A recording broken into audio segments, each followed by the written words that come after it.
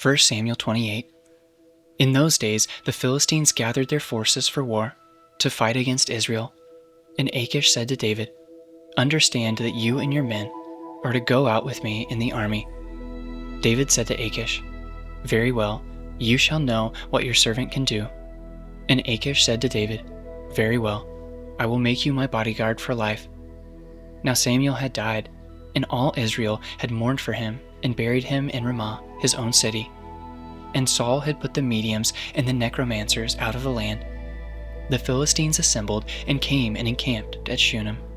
And Saul gathered all Israel, and they encamped at Gilboa. When Saul saw the army of the Philistines, he was afraid, and his heart trembled greatly.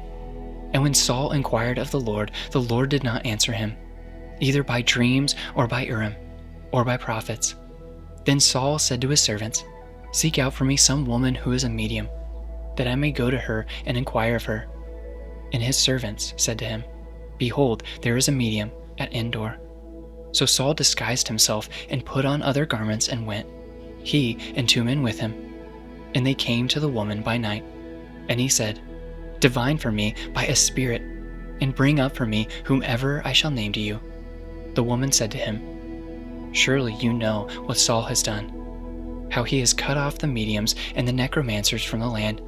Why then are you lying a trap for my life, to bring about my death?" But Saul swore to her by the Lord, "As the Lord lives, no punishment shall come upon you for this thing." Then the woman said, "Whom shall I bring up for you?" He said, "Bring up Samuel for me." When the woman saw Samuel, she cried out with a loud voice.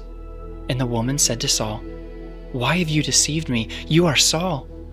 The king said to her, "Do not be afraid. What do you see?" The woman said to Saul, "I see a god coming up out of the earth." He said to her, "What is his appearance?"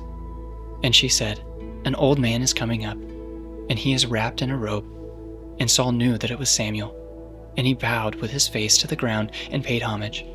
Then Samuel said to Saul, "Why have you disturbed me by bringing me up?" Saul answered, "I am in great distress, for the Philistines are warring against me, and God has turned away from me and answers me no more, either by the prophets or by dreams. Therefore I have summoned you to tell me what to do." And Samuel said, "Why then do you ask me, since the Lord has turned from you and become your enemy?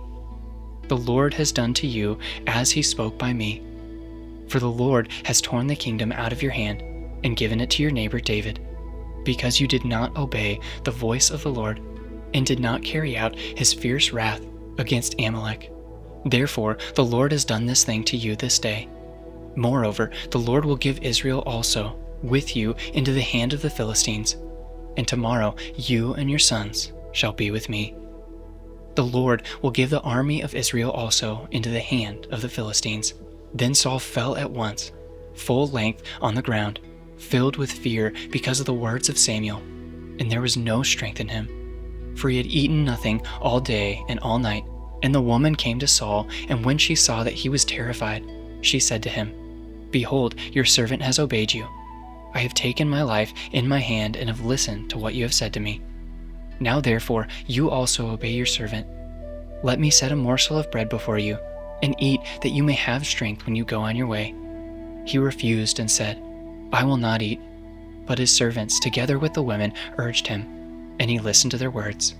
So he arose from the earth and sat on the bed. Now the women had a fattened calf in the house, and she quickly killed it.